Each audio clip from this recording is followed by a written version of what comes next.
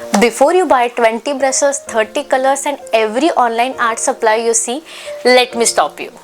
You don't need a full of material in your studio to start abstract painting. It is not about having more. It is about understanding what each material can do. Welcome back to our series Abstract Painting Masterclass. In the previous episode, we talked about the mindset required to start abstract painting.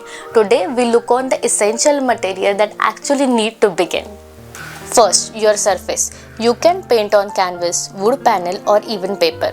For beginners, I recommend starting with a good quality canvas. But don't choose your canvas only by price. A very cheap canvas may absorb paint differently, flex too much or make layering and texture difficult. And if you are planning to create a heavy texture, a rigid wood panel can give you a better support. So before choosing your surface, ask what kind of painting am I planning to create. Second, your paint. Acrylic paint is a great starting point because it's versatile and works well for layering, texture and mark making. But here where many beginners make a mistake. They buy too many colors. You don't need 30-40 colors. Start with a controlled palette. Titanium white, one dark color, one or two warm colors, one or two cool colors and one accent color. Having few colors actually helps you to understand color relationships better. Remember, more colors don't create a better painting. Understanding colors does. Third, don't underestimate white and make sure you have a plenty of white. White is not just for making color lighter. It creates breathing space, balance in your composition.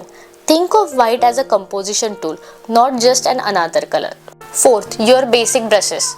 You also don't need to have a huge collection of brushes. Start with a few basic shapes. Flat brush for long area and control strokes. Filbert for soften transition and bending.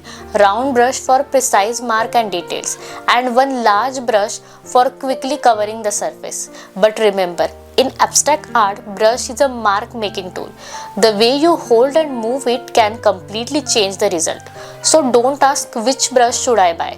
Ask what kind of mark do I want to create. 5. Your mixing palette. Finally, you need a good mixing surface. It can be a traditional palette, disposable palette paper or any suitable flat surface. It is also recommended keeping a palette knife for mixing. So what do you need to begin?